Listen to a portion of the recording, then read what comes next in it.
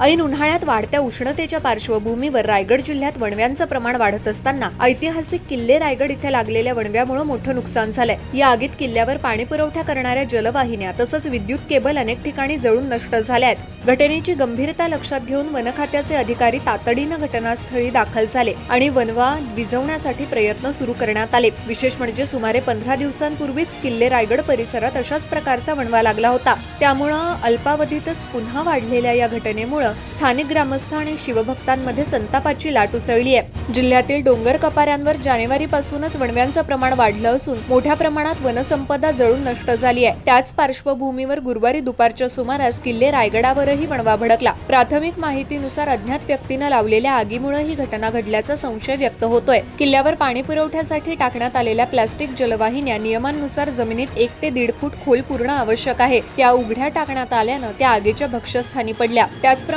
विद्युत केबलही उघड्यावर असल्यामुळे त्यांचंही मोठं नुकसान झालंय। कामाच्या दर्जाबाबत प्रशासनानं योग्य लक्ष दिलं असतं तर हे नुकसान टाळता आलं असतं अशी प्रतिक्रिया पर्यटक आणि शिवभक्तांनी व्यक्त केली आहे। हिरकणीवाडी ते महाद्वाराजवळ वणव्याचा विळखा। किल्ल्यावर लागलेला वणवा हिरकणीवाडीपासून वाऱ्याच्या वेगानं पेट घेत महाद्वारापर्यंत पसरला। या मार्गावरील पायरी मार्गाजवळील विद्युत वाहिन्या आणि जलवाहिनी आगीच्या भक्ष्यस्थानी पडली। मात्र टकमकटोक परिसरात मग या आगीपासून वाचल्याची माहिती समोर येते। वन खात्याच्या कार्यपद्धतीवर प्रश्नचिन्ह। किल्ल्यावर आग लागल्यानंतर वन खात्याचे अधिकारी रोपवेनं घटनास्थळी पोहोचल्याचं पर्यटकांनी सांगितलं। त्यांनी पायरी मार्गाने घटनास्थळी जाऊन परिस्थितीची पाहणी केली असती तर नुकसानीची तीव्रता अधिक स्पष्टपणे लक्षात आली असती अशी टीका करण्यात येत आहे। एकूणच ऐतिहासिक वारसा असलेल्या किल्ले रायगडावर वारंवार लागणाऱ्या या वणव्यामुळे मोठं नुकसान होत आहे। यावर तातडीनं प्रभावी उपाययोजना करणं गरजेचं असल्याची मागणी शिवभक्त आणि स्थानिकांकडून केली जाते।